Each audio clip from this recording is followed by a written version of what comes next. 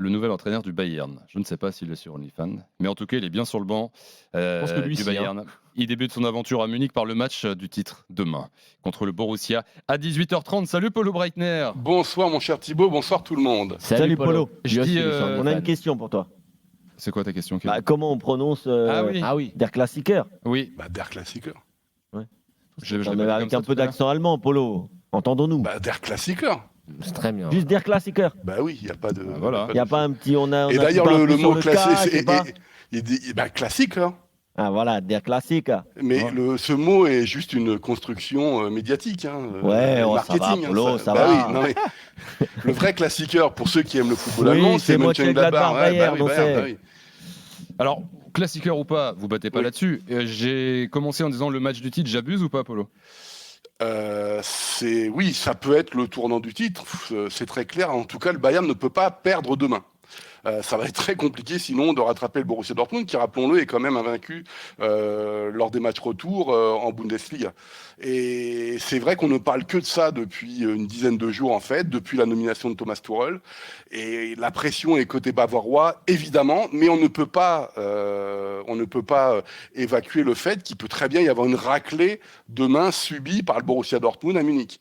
Et s'il y a bien un coach qui est capable de faire ça, de par son histoire avec le Borussia Dortmund, du par le fait, et on en parle beaucoup en Allemagne évidemment, que c'est un Bavarois, que c'est un Souabe, et c'est quelqu'un qui, lorsqu'il était gamin, regardait beaucoup de ce qui se passait à Munich, c'est Thomas Tuchel.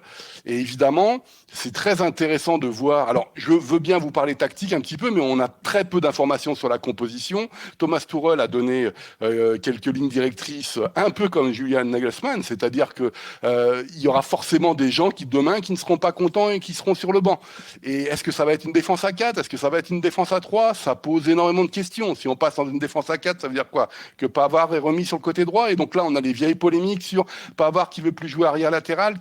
Donc on ne sait pas trop la composition qu'on aura demain. Ce qui est sûr, c'est que Musiala est éligible. Par contre, vous savez qu'il a été blessé, il a été forcé de quitter la sélection, donc il sera sur le banc. Mais on ne sait pas exactement. Les seules choses qui un peu filtrent, c'est qu'il a envie de passer sur les ailes. Est-ce que ça voudrait dire qu'un Cancelo serait titulaire demain ou que ce serait Davies d'un autre côté? Qu'est-ce qu'on fait de Kingsley Coman? Donc tout ça est un petit peu compliqué, mais on ne parle, je peux vous assurer, je n'ai pas vécu ça depuis des années en fait. Ah oui.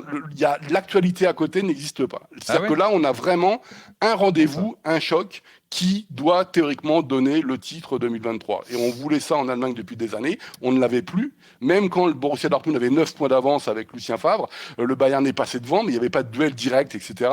Là, c'est vraiment un choc et il faut que le Borussia Dortmund, évidemment, de Terzic soit au niveau. Un point d'avance pour le Borussia sur le Bayern en championnat. Tiens, on me demande combien de coachs ont... Parce que évidemment, Tuchel était parti, il entraînait le Bayern et le Borussia Dortmund. Combien de coachs ont fait les deux, Polo?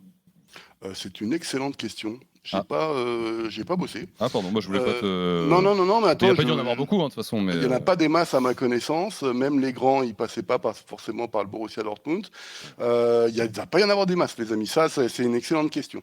Mais j'ai pas regardé, honnêtement. Mais en tout cas, récemment, ça ne me dit rien, rien de... Non, même récemment, ça ne me dit pas grand-chose. Bon, Donc, je ne vais pas te piéger. Polo, en tout cas, sur la grande première de Thomas Tuchel, il était en conférence de presse aujourd'hui. Oui. Il a un peu expliqué sa semaine, enfin, ce qu'il a fait pour préparer ce match quand même. Oui, en fait, il a expliqué, mais surtout, ce qui est très important, je voudrais juste dire un parallèle, c'est que je rappelle qu'il a été quasiment éjecté du football allemand en 2017, lorsqu'il a quitté le Borussia Dortmund, que le Bayern Munich, aujourd'hui, on est un petit peu en train de réécrire l'histoire au niveau du Bayern Munich, lorsqu'il n'est pas venu au Bayern en 2018 et qu'il a préféré prendre le PSG. C'est très intéressant de voir comment la presse allemande est restée bloquée à 2017 en disant c'est un coach colérique, c'est-à-dire son expérience au PSG, son expérience à Chelsea en remportant la Ligue des Champions, elle n'existe quasiment pas en Allemagne.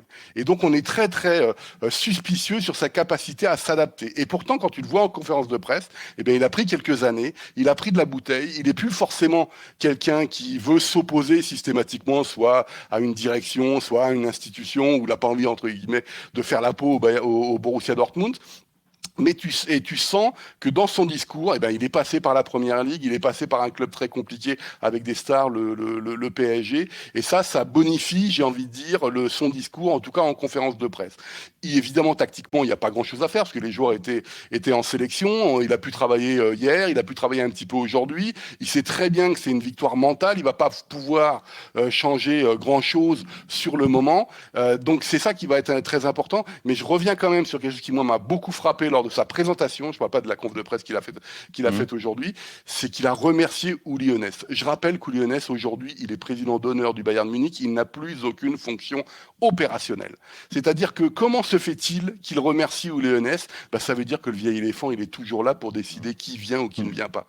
Et je rappelle qu'en 2018, Uli Hoeneß ne voulait pas spécialement que Thomas Tuchel arrive au Bayern Munich parce que lui voulait à l'époque absolument prolonger Jupp Heynckes et qu'en plus, il avait ses contacts au Borussia Dortmund qui lui disait que, en gros, il faisait le bordel partout où il allait, Thomas Tuchel.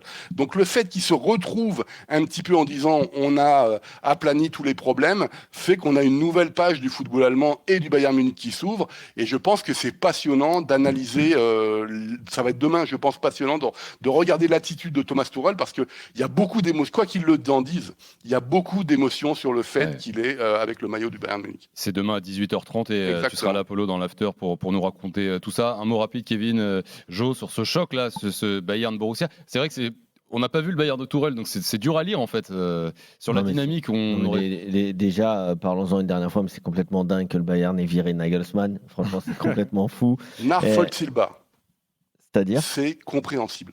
La question n'est pas de savoir si c'est bien ou pas, c'est que c'est compréhensible. Moi, j'ai pas dit si c'était bien ou pas, j'ai dit que c'était complètement fou pour un suiveur extérieur. Mais derrière, forcément, c'est excitant de voir Thomas Tuchel dans le choc pour le premier match contre son ancien club.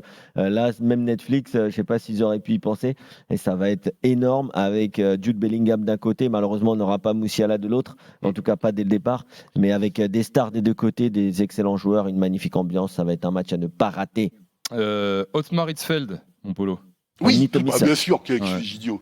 Évidemment, victorieux de la Ligue des Champions avec le Borussia Dortmund et avec le Bayern Munich. Non, mais c'est vrai, c'est évident. Bon, après, tout le monde a réagi au bout de quelques minutes. Évidemment, personne n'a été voir sur Google. Tout le monde s'est rappelé de tête que c'était il y a 25 ans. On l'a tous eu comme Otmar, ça, évidemment. Merci, Otmar Polo. qui a fini épuisé en burn-out après le Bayern.